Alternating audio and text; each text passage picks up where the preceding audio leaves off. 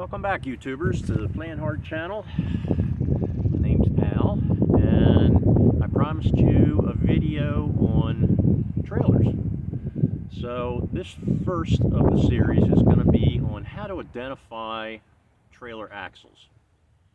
And there's going to be exceptions to all these rules that I'm going to give you about what is normal and what's not, because it depends on the manufacturer of the trailer as to what is normal or not, whether they're buying a commercially produced axle or whether they are producing the axle themselves. With that being said, the first axle would be a 2,000 pound. That would be the lightest axle out there on the market, and those axles come in a couple different forms actually. It can be the outside diameter of the tube of the axle itself would be 1 3/4 inches.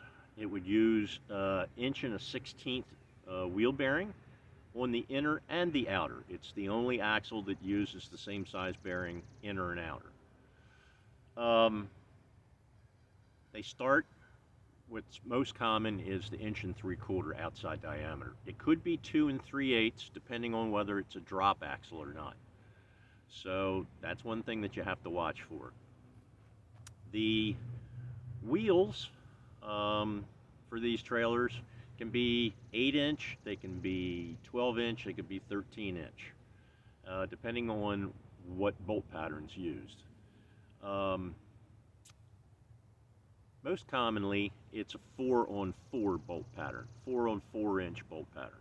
It uses 4 lug nuts, in other words.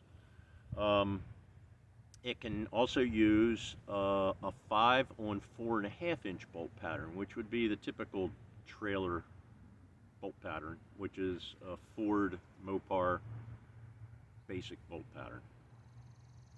So that would be it for the 2,000 pound axle.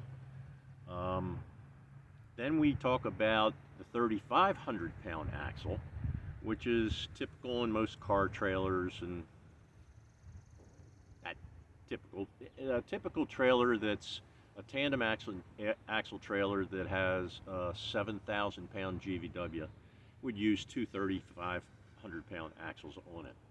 Now, you can get those axles in either an idler hub, which would be no brakes, or you can order the axle with brakes, which would be a 10 by 2.5, I believe.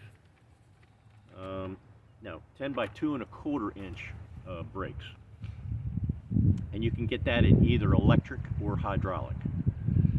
Now the 3,500 pound axle starts out with a 2 3/8 diameter tube, and that would be for the straight axle.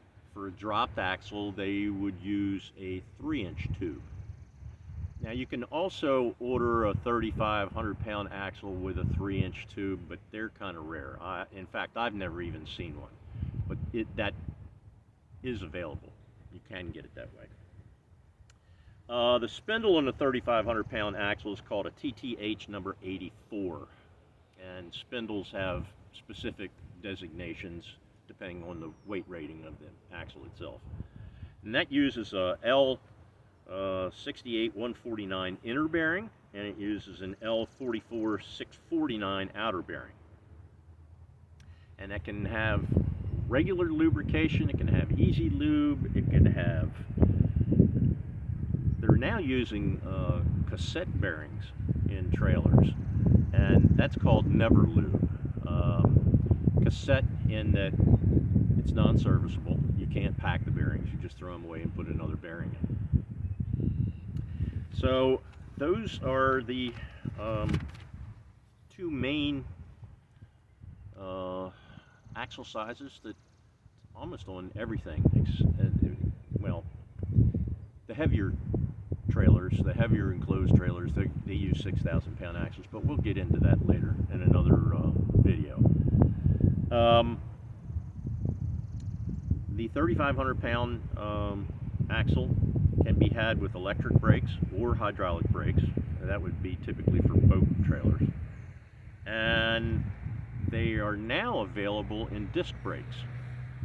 but that bolt pattern is only 5 on 4.5. They don't go into anything else. The bolt patterns that you can get in these 3,500 pound axles are 5 on 4.5, which is the typical trailer one, 5 on 4 3/4, which would be like a Chevy bolt pattern, 5 on 5 inch, which would be a big, well, not a big, but like a truck bolt pattern, 5 on 5.5, and you could even order a 3,500 pound axle with a 6-lug hub on it, and that would be 6 on 5.5. So these are some of the indications that you can figure out what axle you have under your trailer, so that you know what kind of parts to order. Now, in the unlikely event that you have to order an axle, you have to know what weight rating it is. So you use these tips to figure out what weight it is, and then they're measured. The axle itself is measured in hub face, which is the mounting surface that the wheel actually bolts to. So the hub face would be from hub face to hub face, from one side to the other. That's called the hub face measurement. And then the other is called spring seat, and that's the perch that sits on the spring, and it has a hole in the middle.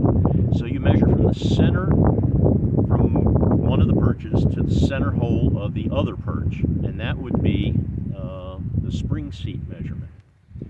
So you would have to know whether or not your axle is an idler axle, whether it has brakes on it, the hub face measurement, the spring seat measurement, and what kind of lubrication system it has on it. These are all things that you need to know to order an axle. So that'll tie it up for this video, and we'll do another video on the 6,000 pound axle at a later time. If you've liked what you've heard so far, please hit that subscribe button and the like button. If you have any questions, leave it down in the comments, and we'll see you on the next video. Thanks for watching.